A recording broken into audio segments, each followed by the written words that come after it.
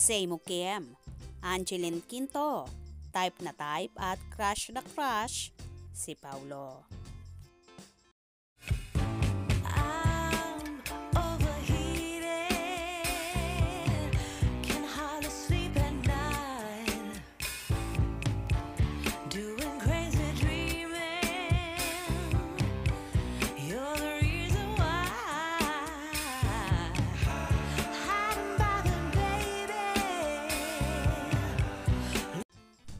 Approve ang libu-libong fanay ni Angeline Quinto ang gumanap bilang si Sara Angeles, ang manager na makulit sa serye ni Kim Chiu at Paolo Avellino.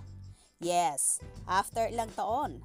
At ngayon na, isa na ngang mami, nagbabalik teleserye si Angelica para sa Filipino adaptation na What's Wrong with Secretary Kim. Ikinuwento ni Angeline na namimiss niyang umarte at na-excite siyang bigyang buhay ang naturang karakter. Medyo matagal-tagal na nga rin po yung huling ginawa kong teleserye. Sobrang namiss ko rin at the same time, nung nalaman ko from Dreamscape na mapapasama akala ko, ako si Secretary Kim, chika ni Angeline. Very similar din ang personalidad ni Angeline sa kanyang karakter na full of energy. Kaya hindi naman daw siya nahirapan sa kanyang role. Siyempre, tinanggap ko agad yung role. Hindi naman ako masyadong nag-adjust as Sara Angeles. Kasi si Sara Angeles parang si Angeline na masayahin, talagang kalog at siya yung nagbibigay ng kasiyahan sa mga katrabaho niya kapag nai-stress sila. Say niya.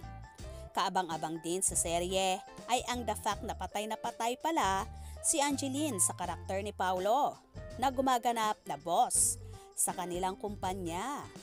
Maingay, makulit, very friendly. Palagi silang nagtutulungan sa trabaho at para silang magkakapatid sa office. Hindi niya talaga maitatago ang pagkakrush niya sa boss niya. Lahat naman nag-i-enjoy na katrabaho siya. Paglalarawan pa ni Angeline sa kanyang karakter. Bukod sa acting comeback ni Angeline, dapat ding abangan ang kanyang version ng Mr. Right na isa nga sa mga official soundtrack ng What's Wrong with Secretary Kim. Kasama ang To Be With You ng South Korean actor at singer na si Kim Won-sik at isa pang kanta mula sa BGYO.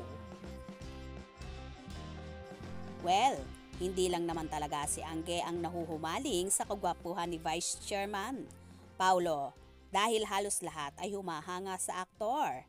Pati nga ang kanyang leading-lady na si Chinita Princess ay hindi mapigilan ang sarili at talagang lumalabas ang love language niya para sa binata, kung saan marami naman ang natutuwa at nananalangin na sana daw ay hindi lang sa tandem ang Kim Pao, kundi mauwi rin daw sa totoong buhay. Ano naman kaya ang magiging reaction dito ni Chinita Princess na type at crush na crush ni Angge si Paulo? For sure, okay lang yon kasi marami talaga ang nagkaka-crush sa aktor. Kaya naman tumutok at wag na wag pahuhuli sa mga maiinit na kaganapan. Anong inyong magiging reaction sa bidyong ito? Comment below.